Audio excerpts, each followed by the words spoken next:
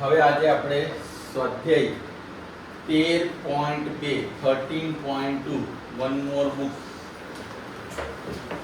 Practice book right. આજે આપણે કાલે આપણે હમણાં સુધી શું જોયું, મધ્યકની અંદર એટલે કે મીન ફાઇન્ડ કર્યું. કઈ મેથડથી ફાઇન્ડ કર્યું? બોલો, કઈ મેથડથી ફાઇન્ડ કર્યું? ચાલો યાદ છે ને બધાને? આજે આપણે જોઈશું બહુલક. જેનું લક પર વધારે કામ કરતું એને શું કહેવાય? બહુલક. જેને કહેવામાં આવે મોડ, જેની સંજ્ઞા છે z. મધ્યકની આપણે શું જોઈ?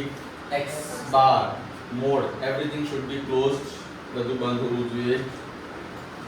તમને યાદ હોય તો એકવાર આવું તમને 8 9 માં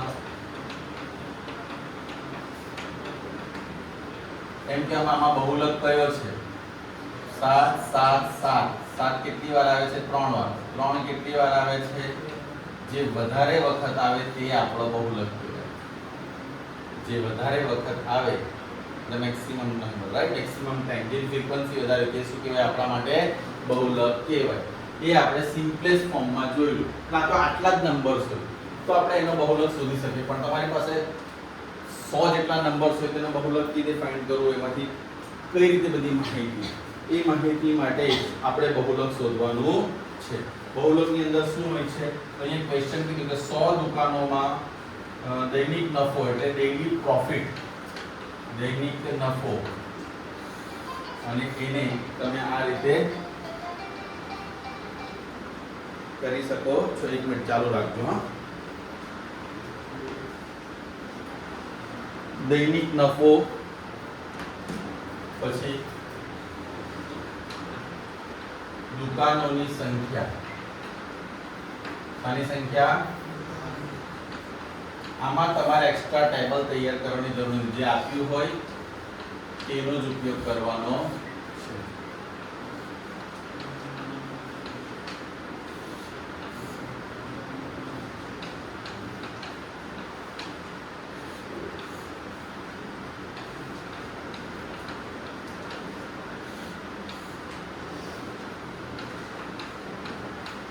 ઓકે,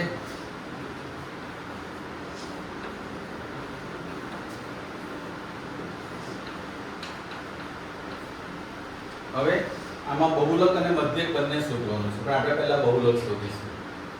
રાઈટ? મધ્યક તમને જાતે આવડે છે એટલે એનો દાખલો લખીએ. આપણે બહુલકની વાત કરીએ. એમાં છે ને બહુલકની અંદર તમારે મહત્તમ આવૃત્તિ પહેલા જોવાની. મહત્તમ આવૃત્તિ કઈ છે? બરાબર છે. એટમોસ જે ફ્રીક્વન્સી, મેક્સિમમ જે ફ્રીક્વન્સી આવે તે તમારે જોવાની. મહત્તમ આવૃત્તિ એટલે આ જોઈ લીધું તમે 27, રાઈટ? જે 27 આવ્યું. હવે એ જે આવ્યું ને તમને એને f1 નામ આપવાનું. શું નામ આપવાનું?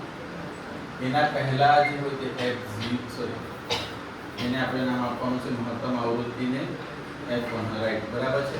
f0 ને અહીંયા શું નામ આપવાનું? મહત્તમ આવૃત્તિને શું નામ આપશો? f1, f0. ક્લિયર થાય છે? આટલું તમે આપી દીધું. હવે તમારે શું કરવાનું? મહત્તમ આવૃત્તિનો જે વર્ગ અંતરાલ છે 200, બરાબર? મહત્તમ આવૃત્તિ વર્ગ જેને કહેવામાં આવે છે, બરાબર છે? એટલેનો વર્ગ કયો લેવાનો આપણે? 200 થી 300. એમાં લોઅર લિમિટ, ઉર્ધ્વ સીમા l બરાબર કેટલા લઈશું?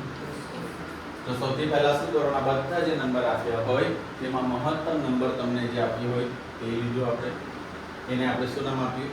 f1. એની આગળ f0, ની પાછળ.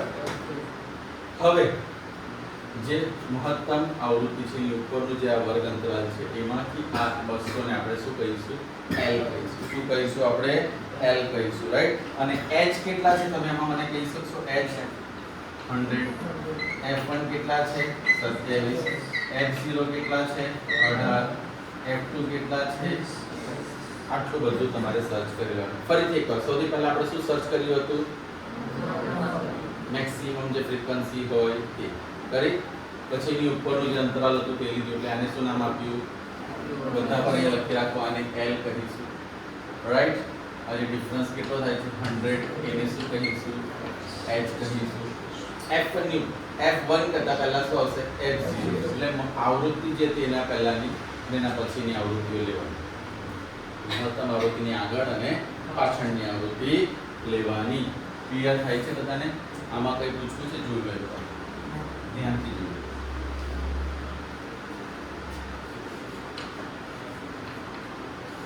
પેલા જોઈ લો જોઈ લો.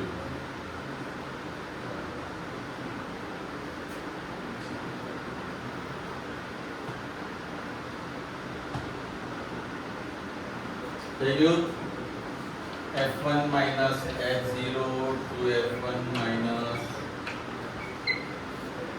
to f1 minus f0 minus f2 f0 minus શું આવશે f2. આટલું તમારે ફોર્મ્યુલા લેવાનું ગુણ્યા h ગુણ્યા શું લેવાનું છે સૂત્ર જુઓ l plus f1 minus f0 to f1 minus f0 minus ગુણ્યા h. સૂત્ર ફરીથી એકવાર શું છે સૂત્ર l પછી plus l f1 minus f0 upon 2f1 minus f0 minus into બસ મેં તમને કહ્યું આ છે આમાં વેલ્યુ મૂકવાની છે અને આપણે સોલ્વ કરવાની છે. હવે આ જ કેલ્ક્યુલેશનમાં આ બધું તમને આવડશે. પ્રોબ્લેમ વિધાઉટ પર્પઝ તમે એને સોલ્વ કરશો તો મગજમાં પ્રોપર પ્રોસેસ સેટ થશે. l કેટલા છે આપણી પાસે હવે 200 છે. f1 શું છે મિત્રો તમારી પાસે 27 minus f0 to f1 f1 એટલે 27 f0 શું છે 18 ને -20 એટલે -18 -20 ગુણ્યા h કેટલા છે સમજ પડી ગઈ બધાને? શું લખીશું આપણે 200 27 માંથી 18 જશે તો આવડું જોઈએ. આ કેટલા થશે 54. આ બંને માઈનસ છે એનું પ્લસ થઈ ગયું ગુણ્યા 100. નિયમ એ છે પ્લસ ની આગળની સંખ્યાનો આપણે કઈ નહીં કરવાનું. નહીં તો ઘણા શું કરે ગમે તે કઈ બી કટ કરવા લાગી જાય. જે પણ કરું છે તે આ બાજુ કરી શકાય. 254 38 કેટલા આવશે 16 આવશે ને કે નહીં? આ કેટલા છે બોલો? કઈ કટ થાય છે?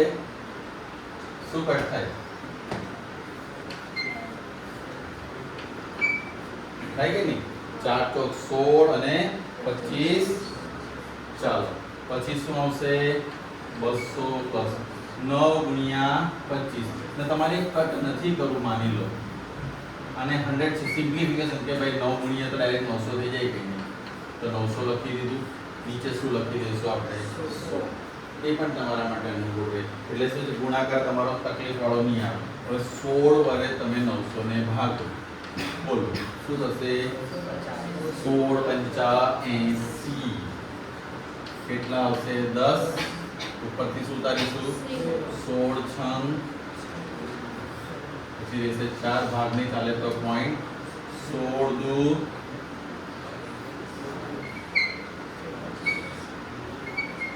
16 પંચા 200 પ્લસ 56.25 સરવાળા માટે ધ્યાન રાખજો 200.00 અને 56.25 શું આવ્યું 256. સમજ પડી ગઈ? એટલે કોમ્પ્લિકેશન્સ ક્યાં ઊભા થાય છે આમાં? ફક્ત ને ફક્ત આ સ્ટેપ યાદ રાખવા માટે ફરીથી આખાની અંદર તમને આ કોષ્ટક આપ્યું હોય.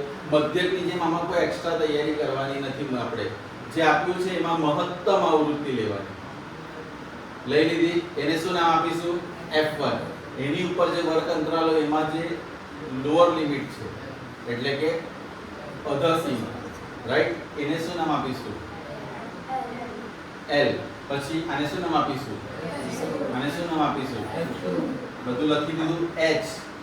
h એટલે શું છે ડિફરન્સ એટલે જે અંતરાલ છે જે ક્લાસ ઇન્ટરવલ છે તે લઈ લેવાનું. પછી z બરાબર l plus f1 minus f0 to f1 minus f0 f2 ગુણ્યા h 200 વત્તા કિંમતો મૂકી 27 minus 18 9 27 દુ 54 -18 -20 -38 ઓલવેઝ બધા દાખલામાં સેમ જ હશે, બંને માઇનસ જ આવશે. એટલે એ બેનો શું કરે, એક પેટર્ન સેટ કરી દેવાની કે ભાઈ બે માઇનસ એનો પ્લસ કરો, નીચેની માઇનસ, એનું સબટ્રેક્શન કરી દો. પછી તમને એમ લાગે છે કટ કરવા જો ડાયરેક્ટ ઉડી જતું તો ઉડાવી દો, નહીં તો આ બેનો ગુણાકાર કરી દો, એને 16 વડે ભાગી દો. એટલે આ પણ સ્ટ્રોંગ હોવું જોઈએ તમારું, કારણ કે હવે દાખલાનો જવાબ તમારો જોશો ને આમાં બહુ ડિફરન્સ આવ્યા કરે, બીકોઝ તમે ભાગાકાર ખોટો કરતા હો છો. તમે એક્યુરેસીથી બધું કરશો, તમારો આન્સર પરફેક્ટ આવશે. Got it? કોઈને કોઈ પ્રોબ્લેમ છે? કયો દાખલો છે આ? બહુલક, જેની સંજ્ઞા શું છે? z. આના આપણે મધ્યક જોયું, બહુલક જોયું, કાલે મધ્યસ્થ m જોઈશું. રાઈટ? તો ચાલો આટલું સોલ્વ કરીએ. સૌથી પહેલા આપણે